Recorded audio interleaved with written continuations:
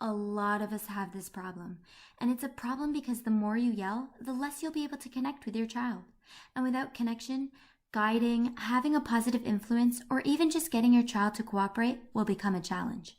Luckily, Dr. Laura Markham answers this question in the first part of her book, Peaceful Parent, Happy Kids. Summary coming right up.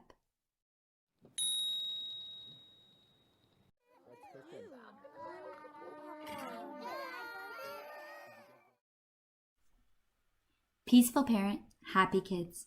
How to Stop Yelling and Start Connecting by Dr. Laura Markham.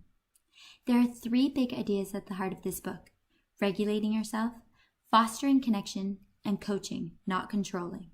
This video will cover regulating yourself, a fancy way of saying your ability to stay calm. We've all been there, that moment right in between when your child pushes your buttons and your reaction. It really is the defining moment. We're all hardwired to respond to negative emotion in one of 3 ways: fight, flight, or freeze.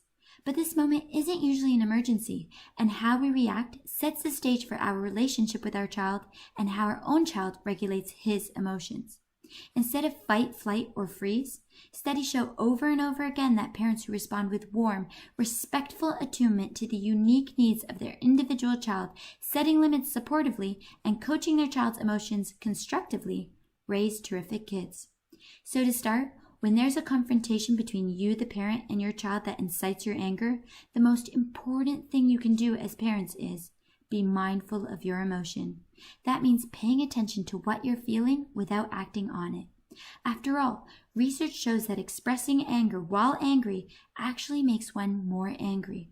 This in turn makes the other person hurt, afraid, or angry and causes a rift in the relationship. When angry, wait before disciplining. But how do you shift yourself from upset to peace? Firstly, commit yourself to responding to your child calmly. Say it verbally. Visualize it. Commit to your child even. Let them hold you accountable. Then, when the inevitable happens, stop, drop, and breathe. When you notice you're starting to lose your temper, stop talking. Step away from the situation. Breathe deeply 10 times. Splash your face with cold water even, or say a mantra if it helps. Dr. Markham likes, I choose love. What's your mantra? Let me know in the comments below. Perhaps I'll use it. Remember, it's okay to do all of this in front of your children. You're modeling how to control anger to them. Now, start the interaction over. Sometimes it helps if you consider what's the thought that's upsetting you. For example, he's disrespecting my authority. Realize there's always another side to every story, like, he's showing me how upset he is. He's allowed to have feelings. Help your body release the feelings.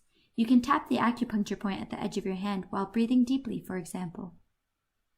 These tips also help you keep your cool when your child has a meltdown. When that happens, keep it simple. Your child needs you to witness her outpouring of emotion and let her know that she's still lovable despite all these yucky feelings. Your child can't learn until she's calm, so in the meantime, tolerate the emotion without taking action. Acknowledge your own feelings and take a deep breath. Realize that expressing feelings is a good thing. Once your child feels her emotions, they'll evaporate. Remind yourself that it's the emotions that she represses that pop up without warning and make her act out later on. Of course, all of this isn't easy. Parenting is hard work. If you're finding yourself frequently resentful, depleted, or exhausted with more and more negative thoughts about your child, or you're just finding it difficult to be patient and yelling more in general, this is a signal that you need to nurture yourself more. Make it a habit to tune into yourself in small ways as often as possible throughout your day, even if you have to set your alarm to do it. And find support from those around you. When you take care of yourself, you'll be better equipped to take care of your kids. If you're wondering how your kids will learn if you don't raise your voice, know that when kids are scared, they go into fight or flight mode as well. The learning centers of the brain shut down. They may comply right away, but they don't really learn anything in the long run. Also, his misbehavior is actually an SOS that your child needs your help. He has big feelings he can't yet understand nor articulate verbally. Of course, you set limits and redirect behavior, but you want your child to follow your guidance because he loves you and would never want to disappoint you, not because you scare him. And this brings us to the next big idea of the book: fostering connection.